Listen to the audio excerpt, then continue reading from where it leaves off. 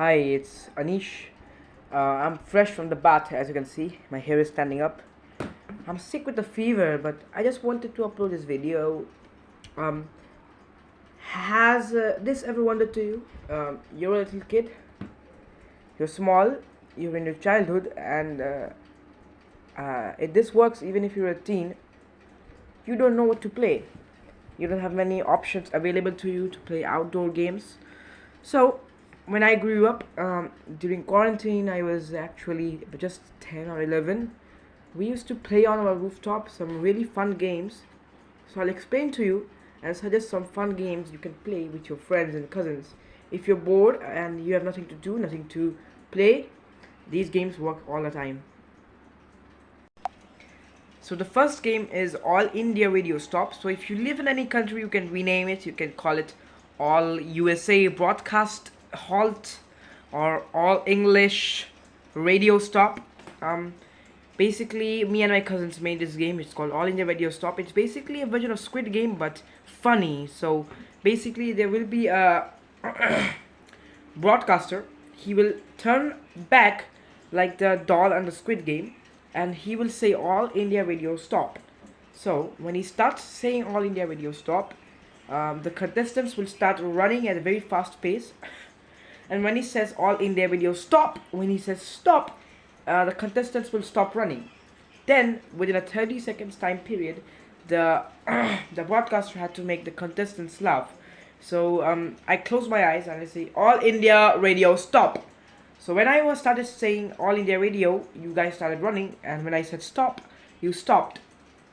Then I had about 30 to 40 seconds to make you laugh. It depends on you. You can modify the game, but this is basically a core concept of the game that I'm explaining to you guys. It's a really fun game. It's a version of Squid Game, but instead of just red light, green light, which is I think boring, you actually have to make the contestants laugh. So this is fun for you, the broadcaster, trying to make the contestants laugh, and fun for the contestants who are enjoying a really nice game. I really like this game, and I think you guys will love this game if you try to play this. The second game I have here is Knock Knock. It's called Chocolate Chocolate, Ice Ice, Knock Knock. My friends in school called it Ice Ice. Some of my kids in my neighborhood call it Chocolate Chocolate. But my playing group called it Knock Knock. It's basically that type of game where the dinner means the person trying to catch you is knocking on the back of your shoulder, and he says knock knock, ice ice, chocolate chocolate, whatever. It could be any rhyming word. Well, it depends on you. It depends on you what kind of name you give it. You can give it any kind of name, but the core concept of the game is that the dinner or the person trying to catch the contestants will give the contestants a topic to choose from. For example, I'm the dinner. I give you a topic, beverages. So you guys choose any three beverages. For example, three of you, I don't know which one of you which chose Pepsi, Coca-Cola and Fanta.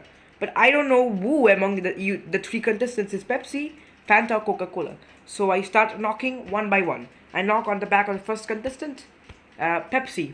He's not Pepsi, he will stand. He's frozen. I knock on the second one. I said Pepsi. He's Pepsi. So he has a 2 second head start. He has to run. I will try to catch him, and if I come close, he will have to say the name of another beverage, another contestant. For example, he'll say Fanta, and the contestant with the name Fanta now has the curse. So the dinner, instead of running behind Pepsi, because I knocked on him and he was Pepsi, I will now run behind Fanta. This will continue until I catch one of the contestants, or I say chewing gum, and they try to catch me. The last to catch me is the new dinner. Hopefully it's a fun game for you all. The third game I have here is a completely made up game. I'm absolutely goddamn sure that no one has ever played this game in our city besides us. So our 4-person playing group, me and our cousins, we were so bored, we made a game called Bro Fist Punch. I know where the word bro fist comes from. So basically we got this idea from watching a PewDiePie video, and this is a really weird, fun and obscure game.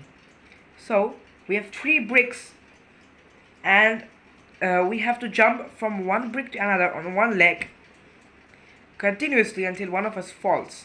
So basically, the dinner roams around in a circle trying to catch the participants.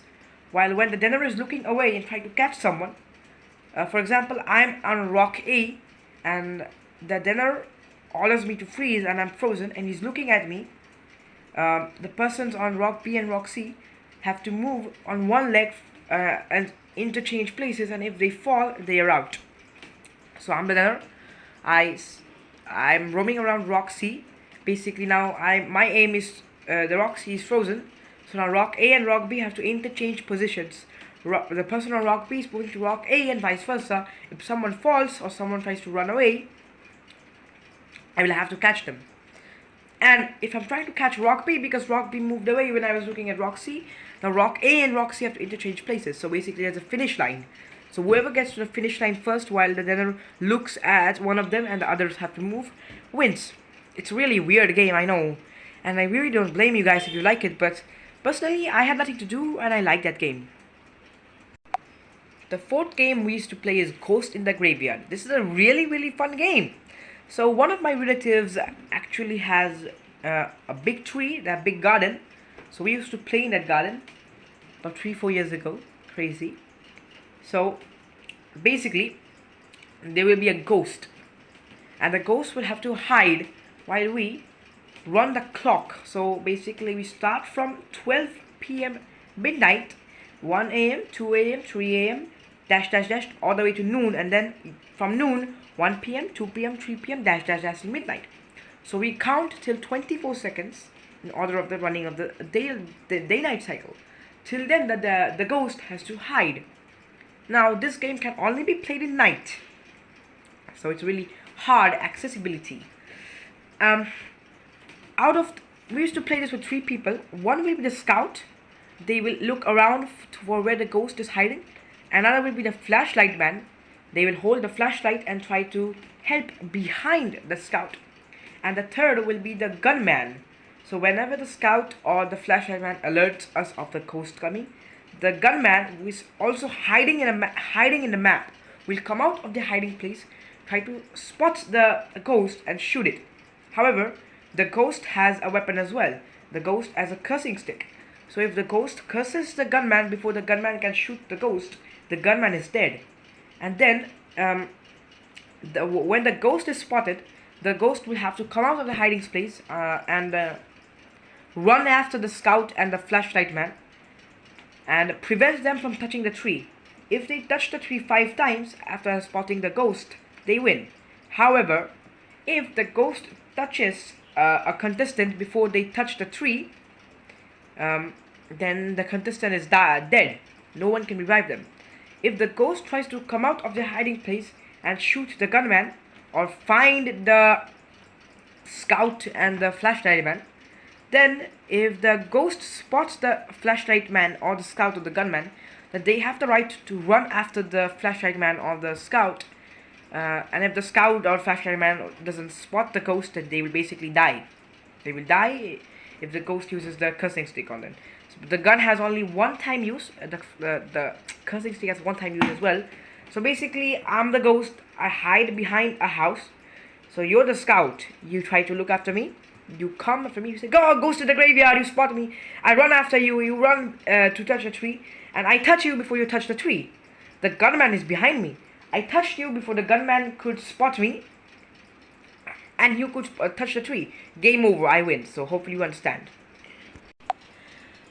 I understand the video is getting long, but I hope you guys like the games I've been suggesting to you. The 5th game I have is Bomber. It's a really common game apparently, but the game goes like this. So I number on back of your shoulder 1 to 3. I say behind you with your eyes blindfolded.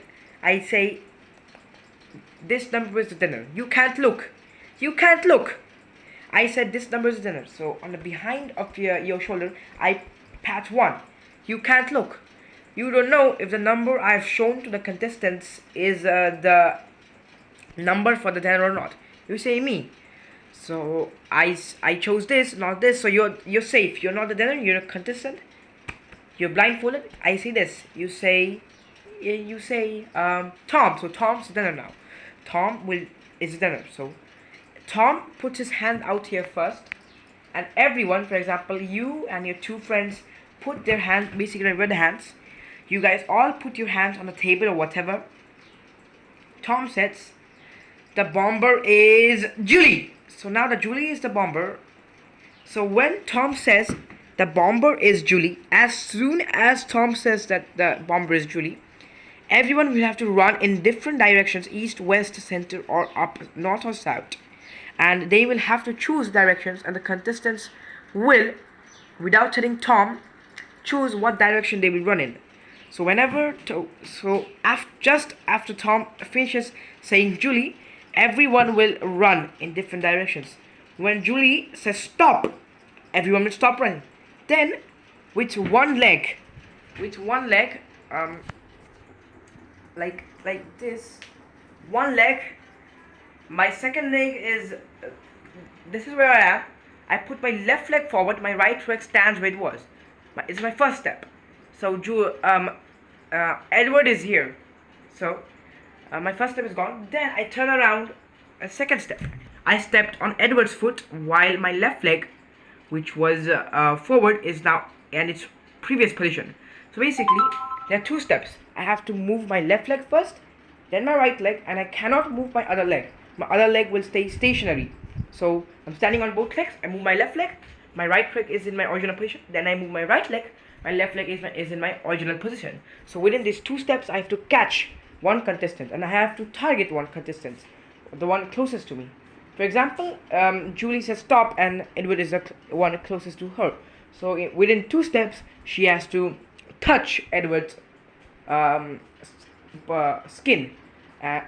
Like that, the game is over. So now Edward is out, and now that Julie has caught someone, Julie will have to say the bomber. So now Julie puts her hand. Everyone puts their hands on Julie, and Julie says, "I put the bomber on dash." So whoever she said is the bomber is a new bomber. If Julie fails to catch someone, then the person she failed to catch will say, "I put the bomber on dash," and Julie will be eliminated. So hopefully these games are easy to understand and fun for you.